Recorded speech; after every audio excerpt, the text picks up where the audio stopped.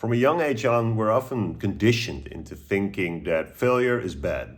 You go to school, you get the book, you study the book, you take the test, maybe you fail the test, you get a bad grade, angry teachers, angry parents. However, this idea that failure is always bad is something that should be reframed. Because in the real world, there is no book for every situation. You never know when you're going to get tested. But when you do get tested, knowing how to fail intelligently might be one of the most useful skills you'll ever learn.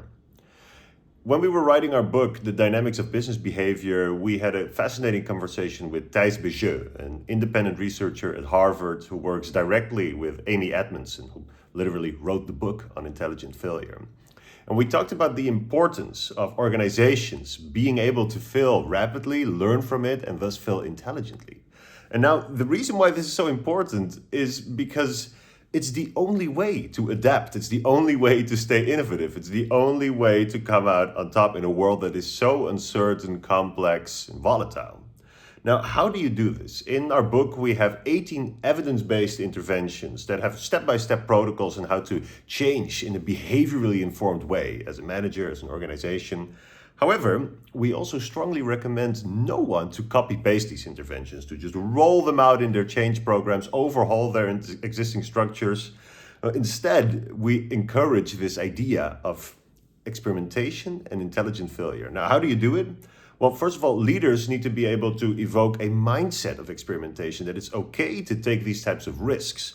This is not something that happens day to day. It's a culture change. It's this growth mindset of being able to adapt, knowing that it's okay to take the risk, to fail, but also to learn from it.